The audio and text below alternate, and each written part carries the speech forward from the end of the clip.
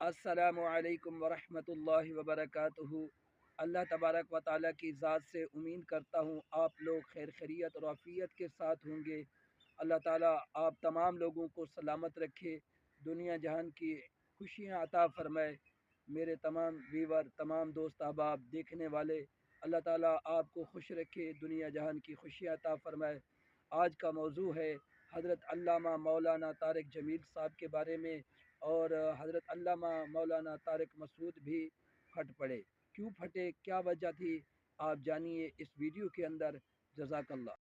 حضرت مولانا طارق جمیل صاحب ہم ان کی خاک کے برابر بھی نہیں ہیں۔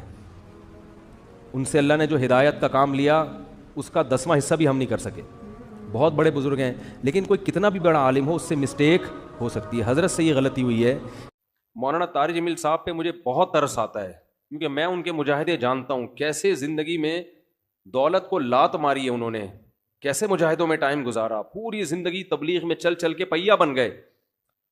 آج ہر دوسرا آدمی یہ لینڈ کروزر میں گھومتے ہیں، بھائی وہ کروڑ پتی خاندان میں پیدا ہوئے ہیں، پھر بھی انہوں نے دولت کمائی نہیں، جو کچھ ملا باپ کی وراثت ہے۔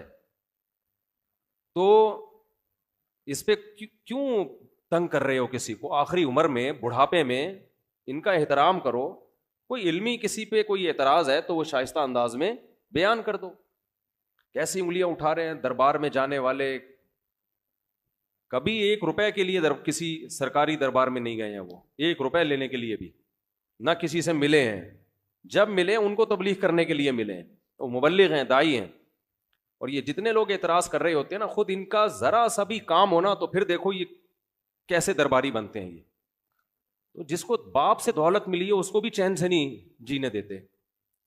باقی کوئی اعتراض ہے کرو، ہاں کچھ یہ ضرور ہے کہ ایسے مشہور لوگوں کو بعض دفعہ کچھ دائیں بائیں لوگ کیش کرا رہے ہوتے ہیں، دائیں بائیں کچھ لوگ ایسے ہوتے ہیں جو ان کے نام کو استعمال کر رہے ہوتے ہیں۔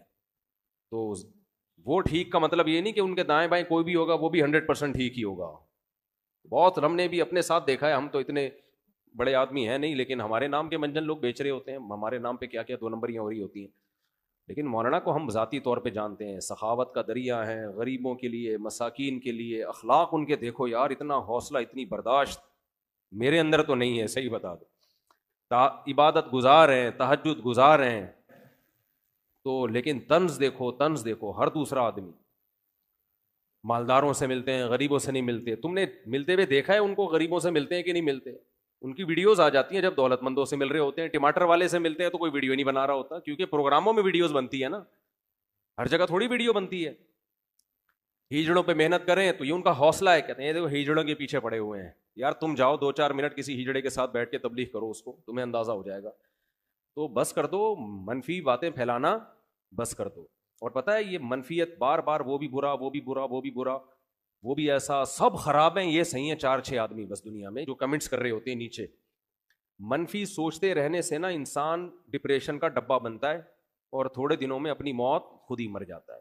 مثبت سوچنا سیکھو، پازیٹیو سوچنا سیکھو۔ سمجھتے ہو؟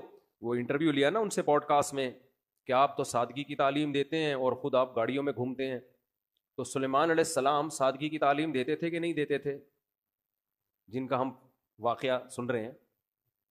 اور ایسا عرش رکھا ہوا تھا، آگے آ رہا ہے، ایسا تخت، لگژری تخت تھا کہ آپ کی سوچ جہاں ختم ہوتی ہے وہاں سے سلیمان علیہ السلام کا تخت شروع ہوتا ہے۔ تو دولت رکھنا سادگی کے خلاف نہیں ہے۔ سمجھتے ہو کہ نہیں سمجھتے؟ ایک صاحب کہنے لگے MTJ کی پروڈکٹ کی قیمتیں دیکھو تو ہوش اڑ جاتے ہیں، تو مت خریدو نا، ساتھ والی غریب والی دکان سے خرید لو۔ بہت زیادہ قیمت پہ بیچ رہے ہیں تو مت خریدو بھائی، اور وہ کون سا دکان پہ بیٹھ کے بیچ رہے ہیں؟ تو نیچے لوگ ان کا بزنس سنبھالا ہوا ہے، نام ان کا استعمال ہو رہا ہے، اور اگر بیچ رہے ہیں ڈبل ٹرپل کر کے بیچ رہے ہیں تو آپ مت خریدو نا، آپ کا دماغ خراب ہے، وہیں سے لوگے آپ۔ انہوں نے کہا ہے کہ جو میرے MTJ سے جو خوشبو نہیں خریدے وہ دائرہ اسلام سے خارج ہے، مت خریدو یار، آپ بے وقوف ہو۔ تو پرسنل لائف میں اس طرح سے، جو میں نہیں کہہ رہا وہ فرشتے ہیں ان سے غلطی نہیں ہو سکتی، کوئی علمی لحاظ سے کسی پر کوئی اشکال ہو تو مہذب طریقے سے کیا جا سکتا ہے، وہ ٹھیک ہے، وہ تو اللہ کے پیغمبر کے علاوہ کوئی بھی غلطی سے پاک نہیں ہے۔ حضرت مولانا طارق جمیل صاحب ہم ان کی خاک کے برابر بھی نہیں ہیں۔ ان سے اللہ نے جو ہدایت کا کام لیا اس کا 10واں حصہ بھی ہم نہیں کر سکے۔ بہت بڑے بزرگ ہیں، لیکن کوئی کتنا بھی بڑا عالم ہو اس سے مسٹیک ہو سکتی ہے. حضرت سے یہ غلطی ہوئی ہے کہ انہوں نے ایک بھری محفل میں یہ بتایا کہ گاؤں میں ایک عورت کے 10 بچے تھے, تو میں نے اس عورت کو مشورہ دیا کہ آپریشن کر لو. چونکہ یہ ایک نجی مجلس میں بات ہوتی تو پھر تو میری کیا اوقات ان کے سامنے کہ میں ان کو غلطی پر تنبیہ کروں, میری تو کوئی اوقات نہیں ہے.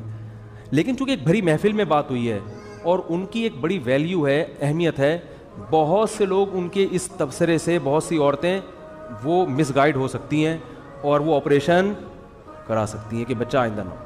تو حضرت سے یہ خطا ہوئی ہے اور ہر آدمی سے ہو سکتی ہے خطا. ہمیں بات وہ لینی ہے جو اللہ اس کے رسول کی ہے. بات آئیے سمجھ میں.